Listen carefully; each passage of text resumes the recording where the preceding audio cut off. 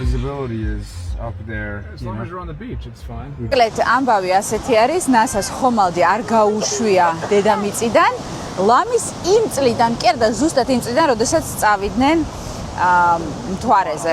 ხო და პირველად ეხლა არის ძალიან დიდი ამბავი ამერიკაში. ყველა არის სანაპიროზე, ჩვენც მოვედით და უნდა ვუყუროთ NASA-ს ხომალდის გაშვებას.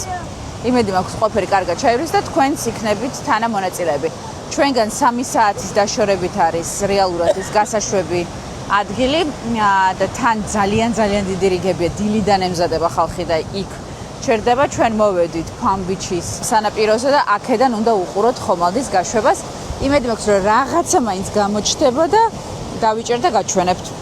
წარმოიდგინეთ, აი ეს ყოველდღიური ხომალდები რაც დაფრინავს, უყოლა კერძოა, არის SpaceX-ის, არის Jeff Bezos-ის და ასე შემდეგ.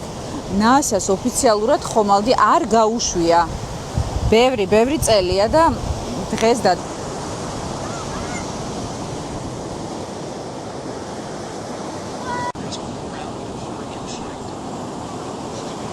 T-minus.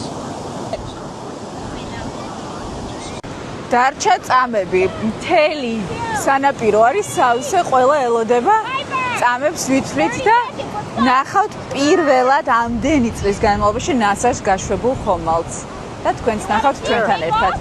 2 წრეს დაარტყავენ დედამიწას, საქართველოსაც ხელს დაუქნევენ. დარწმუნებული ვარ და მე წავლენ მთვარისკენ.